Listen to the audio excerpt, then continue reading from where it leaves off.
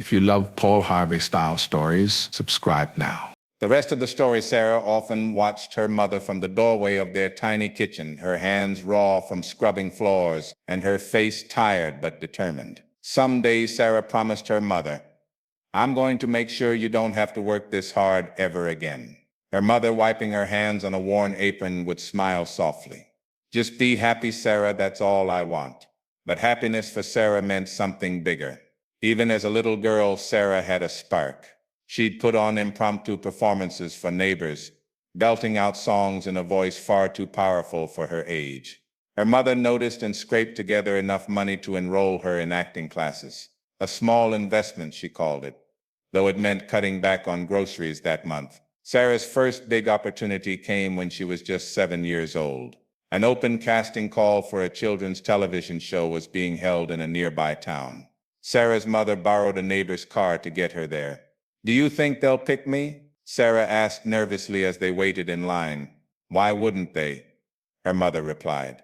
"You've got more talent in your little finger than anyone in that room."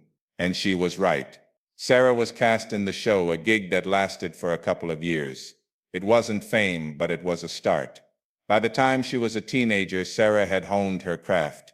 Auditions became a routine, and though rejection was frequent, she never let it dampen her spirit. "You've got something," one casting director told her after a particularly grueling audition. "Keep at it. You're going places."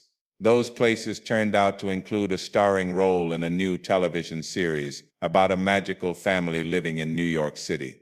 Sarah, now 15, was thrust into the spotlight. Her name was suddenly known, her face recognized. But she didn't let it go to her head. She still remembered her mother's weary smile and the promises she had made.